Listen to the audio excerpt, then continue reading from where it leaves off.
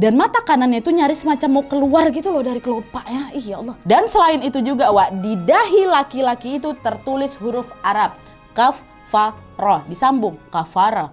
Hai, wassalamualaikum warahmatullahi wabarakatuh. Terima kasih sudah klik video ini. Oke, jadi di malam Rabu ini aku akan bercerita lagi tentang salah seorang sahabat Rasulullah SAW yang tidak kalah mulia dari sahabat-sahabat Rasul yang lain yang pernah aku bahas sebelumnya. Dimana di malam ini aku akan menceritakan kisah tentang Tamim Ad-Dari radhiyallahu anhu. Beliau adalah salah satu sahabat Rasulullah SAW sekaligus juga orang pertama yang bertemu dengan Dajjal, Wak. Dan atas pertemuannya dengan makhluk mengerikan yang akan muncul di akhir zaman itu, Tamim Ad-Dari ini pun kemudian terketuk hatinya untuk bertemu ke Rasulullah dan menyampaikan maksudnya untuk masuk Islam, Wak. Dan kisah ini pernah diriwayatkan Imam Muslim yang sanadnya diceritakan oleh Fatimah bin Qais, Wak, yang artinya kisah ini insya Allah syahih. Nah, penasaran kan kalian gimana sih ceritanya Tamim Ad-Dari ini ketika bertemu dengan Dajjal? Apa saja yang disampaikan Dajjal kepadanya? Tapi sebelum aku lanjut bercerita, seperti biasa aku mau disclaimer dulu bahwa semua informasi yang akan aku sampaikan di video ini aku ambil dari ringkasan ceramahnya Ustadz Khalid Basalamah, Wak, ya. Dan juga memang ada beberapa informasi-informasi yang aku research sendiri di internet. Jadi aku mohon maaf kali ini sebelumnya kalau memang nantinya ada informasi yang kurang pas atau kurang jelas, bisa kalian perbaiki dan dijelasin aja di kolom komentar di bawah, oke? Jadi tanpa berlama-lama barulah sekarang kita masuk ke kisah Tamim Ad-Dari. Check it out.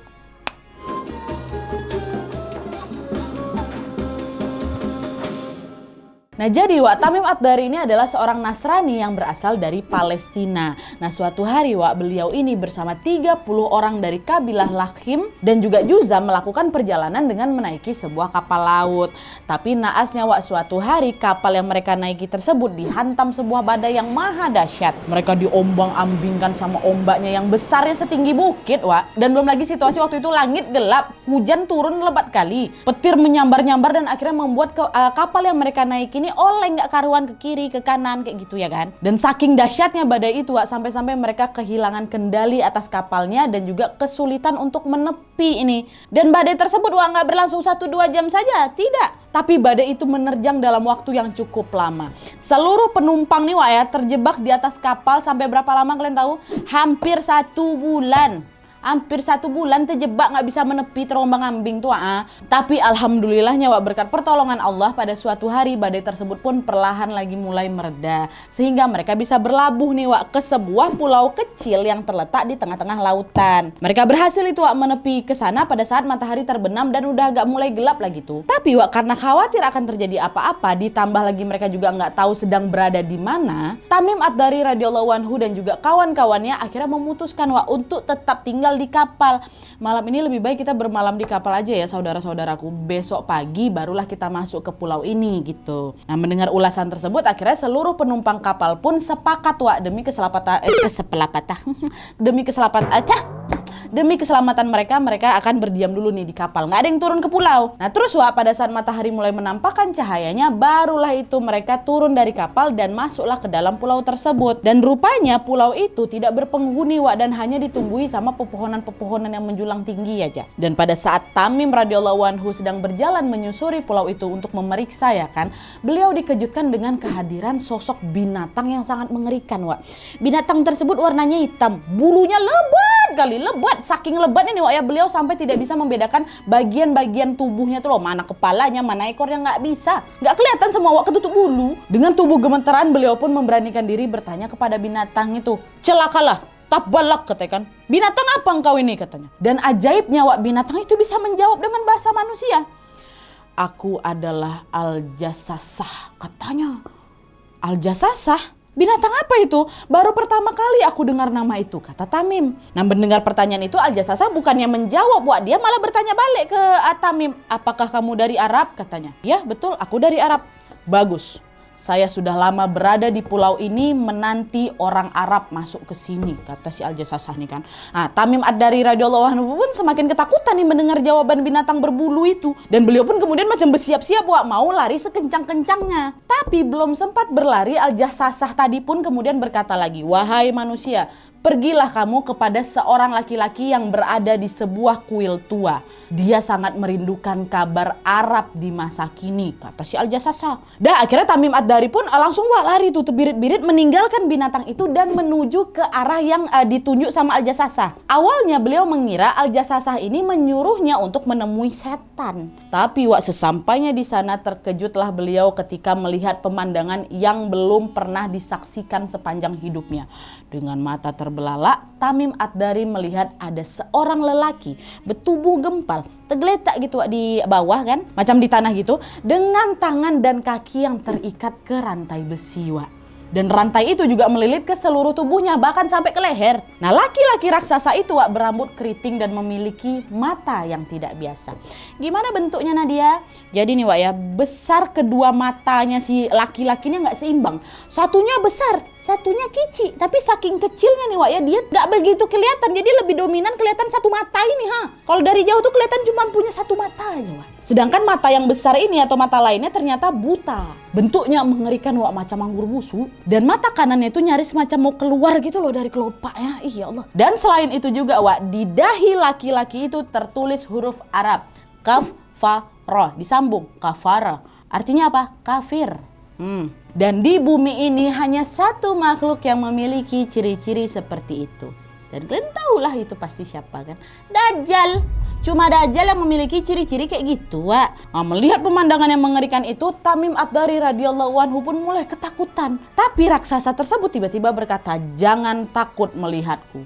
Kekuatanku dan fisikku dibelenggu oleh Allah. Aku tidak akan bisa menyakitimu hari ini, katanya. Dengan suara bergetar, Tamim pun bertanyalah kepada si laki-laki ini, sungguh celaka kau, tabalak, makhluk macam apa kau ini, katanya. Sebelum kuceritakan tentangku, beritakanlah kepadaku siapa kalian. Aku berasal dari Jazirah Arab, rombonganku menaiki kapal. Tapi kami dihantam gelombang luar biasa sehingga kami terdamparlah di pulau ini. Dan saya tadi bertemu Al-Jassasa. Lalu binatang itu meminta aku menuju ke sini, kata Tamim. Nah terus laki-laki bertubuh besar pun cuma manggut-manggut aja nih sembari bertanya beberapa pertanyaan. Pertanyaan pertama, kabarkan kepadaku mengenai pohon-pohon kurma di Baisan. Apakah pohonnya masih berbuah? Nah di sini Tamim radhiyallahu anhu udah mulai bingung nih dengan maksud pertanyaan tersebut. Beliau menjawab lagi dengan singkat, ya masih berbuah. Nah terus raksasa itu pun kemudian berkata, sungguh sebentar lagi pohon-pohon itu tidak akan lagi berbuah. Itu katanya Dan terus Dajjal ini pun melontarkan lagi pertanyaan kedua. Kabarkanlah kepadaku tentang danau Tabariyah atau danau Tiberia. Apakah danau itu masih berair? Tamim menjawab, kenapa kau bertanya-tanya soal danau itu? Ya, danau itu masih banyak airnya. Sungguh sebentar lagi danau itu akan kering. Lalu kabarkanlah kepadaku tentang mata air Zughar. Apakah mata air itu masih mengalirkan air? Dan apakah penduduknya masih bertani dengan memanfaatkan air itu? Kata Dajjal lagi nanya. Dan lagi-lagi Tamim radhiyallahu anhu menjawab pertanyaan ketiga dari Dajjal itu dengan mengatakan, ya, mata air itu mengalirkan air deras sekali. Mendengar semua jawaban Tamim, raksasa tersebut pun mendengus nih sembari melontarkan pertanyaan terakhir. Apakah di Arab sudah muncul seorang lelaki yang mengaku sebagai nabi terakhir namanya Muhammad? Katanya Dan di situ Tamim menjawab pertanyaan itu dengan hanya menganggukkan kepalanya aja Dajjal bilang lagi, baik. Apakah orang-orang mau beriman kepadanya? Ya. Sebagian beriman kepadanya namun sebagian lagi tidak mau beriman kepadanya. Beruntunglah siapapun yang mau beriman kepadanya karena dia adalah orang yang benar, kata raksasa itu sama Tamim. Nah disitulah Dajjal ini kembali berkata bahwa tidak lama lagi dia akan terbebaskan dari jeratan rantai apabila keempat tanda itu sudah terjadi. Dan ketika Dajjal itu dilepaskan ikatannya itu berarti apa? Tahu kan Glenn? Kiamat akan segera terjadi. Yang sudah pasti tandanya terlihat adalah apa? Munculnya Rasulullah SAW, pasti ya kan. Dan sisanya nih 3 dari tanda yang disebutkan sama Dajjal tadi setelah kami cek di Google nih ya kan, kami nggak bisa langsung pergi ke sana kan, kami ceklah di Google. Pun juga sudah terjadi pohon kurma di Baisan udah nggak berbuah lagi. Danau Tabariyah udah terus menyusut dan mata air Zughar itu juga sudah mulai berkurang. Ya Allah. Udah terpenuhi nan empat-empatnya nih, kalau memang 3 itu betul ya. Udah terpenuhi nan empat-empat, berarti udah lepas Dajjal tuh. Wallahu alam. Dajjal tuh bilang kalau misalnya itu sudah terjadi, dia terlepas dari ikatannya, Wak. Tapi ini mungkin nih, Wak ya, mungkin beberapa dari kalian juga belum tahu siapa sebetulnya Dajjal ini, Nadia. Ini aku jelasinnya secara singkat nih, Wak ya. Jadi, Wak, Dajjal ini konon lahir pada 100 tahun sebelum kelahirannya Nabi Musa alaihissalam. Dan dia ini juga terlahir dengan nama Musa, sama namanya. Dan kata Musa ini, Wak, diambil dari bahasa Mesir yang artinya terapung. Nah, karena pada masa kecilnya Dajjal ini terapung di atas air di suatu bencana tsunami di negeri Samirah, Palestina. Karena itulah Dajjal ini memiliki nama asli Musa Samiri, yang artinya Musa dari negeri Samirah. Nah, jadi pada saat itu ada 2 tokoh populer, Wak, di kalangan Bani Israel yang bernama Musa. Yang pertama Musa bin Imran radhiyallahu anhu, yang kelak menjadi Nabi Musa alaihissalam, dan satunya lagi adalah Musa Samiri yang merupakan cikal bakal Dajjal dan juga utusan iblis. Dan Rasulullah SAW juga pernah mengisahkan, Wak, soal Dajjal kepada para sahabat-sahabat beliau, di mana di pertemuan itu beliau berkata, Dajjal pasti akan muncul di tengah kalian dan aku akan menjadi pelindung bagi setiap umat muslim. Namun apabila Dajjal itu datang setelah aku wafat, maka umat muslim sendirilah yang menjadi pelindung atas dirinya sendiri. Itu kata Rasulullah, Wak. Para sahabat pun menyimak kalimat itu dengan perasaan takjub. Dan kemudian Rasulullah pun menjelaskan lagi perihal arah munculnya Dajjal. Beliau menyebutkan bahwa Dajjal akan datang dari suatu wilayah yang sangat sepi antara Syam atau Suriah dan juga Irak. Dan makhluk itu akan membuat keonaran di seluruh penjuru dunia. Di kemunculannya itu dia akan berkata kepada seluruh umat manusia bahwa dirinya adalah nabi. Padahal kalian tahu kan, Wak, tidak ada nabi terakhir lainnya, karena Nabi Muhammad SAW adalah nabi terakhir di muka bumi ini. Ingat ya. Dan selain mengaku dirinya nabi, Wak, Dajjal ini juga akan mengaku bahwa dia ini layak disembah. Dia bakal bilang, aku adalah Tuhanmu. Nah, di momen inilah Rasulullah SAW memperingatkan para sahabat-sahabat beliau sebagaimana yang direwayatkan HR Muslim dan juga Bukhari. Hendaklah kalian tahu bahwa Dajjal bermata satu, sementara Allah tidak bermata satu. Nah, mendengar penjelasan Rasulullah, Wak, para sahabat pun kemudian bertanyalah ini, ya Rasulullah, bagaimana bisa orang-orang menjadi pengikutnya? Nah, di sini Rasulullah pun menjawab bahwa ketika mendekati hari akhir atau pada saat Dajjal ini dilepaskan, bumi ini akan dilanda musibah kelaparan yang sangat parah, Wak. Sehingga seluruh manusia pun akan berusaha sekeras mungkin untuk mengais-ngais makanan. Dan di saat itu pula Dajjal memiliki bergunung-gunung makanan, Wak. Makhluk itu akan melewati seluruh wilayah di bumi ini dan tidak ada satupun tempat yang tidak bisa dia masuki kecuali Mekah dan Madinah. Dajjal nanti bakal keliling ini, Wak, dengan gunung-gunungan makanan itu. Nah, di saat melintasi wilayah-wilayah itu, Dajjal juga akan membagikan makanan yang dia miliki dan membuat penduduknya menjadi apa? Pengikut dia. Dan barang siapa yang mempercayai Dajjal, wilayahnya katanya akan subur, Wak. Tanahnya yang tandus akan tersirami air hujan. Serta semua binatang ternak mereka akan menjadi gemuk dan penuh dengan daging. Sedangkan untuk mereka yang mengingkari Dajjal, Dajjal akan mengutuknya hingga tidak ada satupun binatang ternak mereka yang akan hidup. Sehingga apa? Mereka tetap dilanda kelaparan teramat parah. Di situ dicoba kita, Wak. Wallahu a'lam. Sedahsyat itu fitnah dan juga manipulasi Dajjal, Wak, ya. Dia menjanjikan manusia nih dengan kesenangan-kesenangan palsu. Dan dikatakan juga Dajjal akan tinggal di bumi selama 40 hari saja. Tapi Rasulullah SAW juga menjelaskan lebih detail. Sehari pertama akan terasa seperti setahun. Sehari berikutnya seperti sebulan. Dan sehari selanjutnya seperti seminggu. Yang berarti apa, Wak? Di waktu yang cukup lama tersebut, umat muslim akan diuji keimanannya. Di tengah himpitan kelaparan, akankah mereka bertahan dan mempercayai Allah SWT? Atau akankah termakan oleh janji manis Dajjal? Tipu daya Dajjal nih, Wak, ya, akan membuat umat muslim menjadi sesat dan hilang arah. Di antara umat muslim ini akan tega saling membunuh karena fitnah tersebut. Dan perlu diketahui Dajjal adalah ahlinya memutarbalikkan fakta. Sehingga yang benar menjadi salah dan yang salah menjadi benar dibuatnya. Dan gak itu aja, yang haram pun dibuatnya halal, yang halal dibuatnya haram. Kayak gitu, Wak, nanti astagfirullahaladzim. Tapi anyway, kita balik lagi nih, Wak, ke pertemuan Tamim Ad-Dari dan juga Dajjal. Nah, meskipun sedemikian ngerinya fitnah Dajjal di hari akhir nanti, pada saat bertemu dengan Tamim Ad-Dari, dia justru bilang bahwa Nabi Muhammad SAW adalah nabi yang benar kan, Wak. Nah, pernyataan tersebutlah yang akhirnya membuat hati Tamim terkesan. Tamim bertanya-tanyalah dalam hati, seperti apa sosok Muhammad yang memang sudah diceritakan Dajjal ini. Sehingga Wak, Tamim Ad-Dari pun bergegas keluarlah dari pulau tersebut dan berniat untuk menuju ke Madinah. Nah, pada saat itu Tamim Ad-Dari tiba ke Madinah dalam keadaan berlari tergopoh-gopoh, Wak. Beliau menyebutkanlah satu pertanyaan kepada semua orang-orang yang dia ditemui di sana. Di mana Muhammad? Di mana Muhammad? Bisakah aku bertemu dengan Muhammad? Katanya. Nah, mendengar pertanyaan-pertanyaan dari orang asing ini, which is Tamim ini, salah satu dari mereka menjawab, ada perlu apa kau cari-cari Muhammad? Dan kalian tahu Tamim mengatakan apa? Aku mencari Muhammad karena aku ingin bersyahadat, kata Tamim Ad-Dari, Wak. Dan atas jawaban itulah Tamim pun kemudian diantarkan nih untuk bertemu dengan Rasulullah SAW. Dan setelah bertemu Rasulullah dan menyampaikan maksudnya, Rasulullah kembali bertanya, wahai orang asing, kenapa engkau tiba-tiba ingin bersyahadat? Tamim menjawab, ya Rasulullah, aku telah bertemu dengan makhluk mengerikan di sebuah pulau.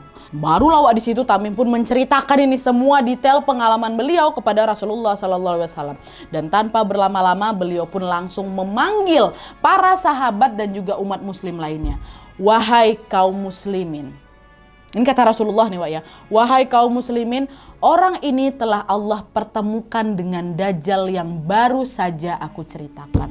Di situ lagi, Wak, Tamim pun mulai lagi bercerita dari awal mulai terdampar di pulau terpencil tuh sampai ke pertemuannya dengan Dajjal ke para sahabat Rasul. Beliau bercerita dengan detail kali, Wak, sampai semua percakapan antara beliau dan Dajjal ininya juga disampaikan di sana. Saya bertemu Dajjal, bentuknya seperti ini, matanya yang satu kecil tampak tak terlihat, yang satu besar hampir mau keluar, semua didetail. Sahabat mendengar kali dengan hikmat. Nah, selesai mendengar penuturan dari Tamim radhiyallahu anhu, semua yang ada di majelis itu terdiam dengar kisahnya, Wak. Kenapa terdiam? Karena mereka ini sempat merasakan antara percaya sama enggak gitu, Wak. Tapi mereka nggak bilang, cuman terdiam membisu gitu loh. Dan tiba-tiba situasi di sana pun mendadak menjadi hening. Tapi kemudian Rasulullah SAW mengucapkan satu kalimat yang akhirnya memecahkan keheningan. Beliau berkata, Subhanallah. Artinya apa? Beliau membenarkan cerita itu, Wak. Dan di momen itu juga, Wak, sebetulnya belum semua umat muslim yang mendengarkan Tamim ini percaya akan kebenaran kisah itu. Masih ada yang ragu-ragu, Wak. Sehingga kemudian Rasulullah berkata lagi, ketahuilah Tamim bahwa aku, Abu Bakar dan Umar percaya dengan semua yang engkau sampaikan. Aduh, merinding aku. Berarti Rasulullah tuh tahu cuman dua sahabatnya aja lah yang langsung percaya dengan apa yang dikatakan Tamim. Dan setelah Rasulullah SAW berkata demikian, barulah itu semua umat muslim yang ada di majelis itu juga turut mempercayai kisah Tamim. Dan tidak lama kemudian Tamim Ad-Dari pun dengan lantang langsung mengucapkan asyhadu alla ilaha illallah wa asyhadu anna Muhammadar Rasulullah, dan langsung beliau masuk Islam. Masya Allah. Dan setelah Tamim radhiyallahu anhu masuk Islam, Wak, beliau sangat-sangat mencerminkan banyak sekali perilaku-perilaku positif dan juga kebaikan-kebaikannya itu sangat-sangat layak kita jadikan sebagai tauladan. Nah, sekarang aku akan menceritakan sedikit kebaikan-kebaikan beliau setelah masuk Islam, ya.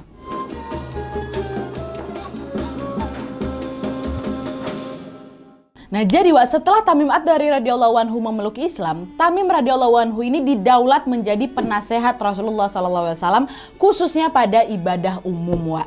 Beliau juga sering sekali memberikan saran-saran yang sangat bermanfaat bagi umat Islam. Salah satunya adalah beliau memperkenalkan penggunaan lampu minyak di masjid-masjid. Dan selain menjadi seorang penasehat, beliau ini juga sering sekali diundang, Wak, sebagai narator atau juga pencerita kisah-kisah Islam. Dan selain itu beliau ini juga dikenal sebagai salah satu sahabat Rasul yang senang kali mengaji, Wak. Salah satu kebiasaan positif Tamim Ad-Dari radhiyallahu anhu adalah menghatamkan Al-Quran dalam satu kali rakaat sholat, Wak. Awak khatam Quran berbulan-bulan, beliau nih satu kali rakaat sholat khatam Al-Quran, Masya Allah.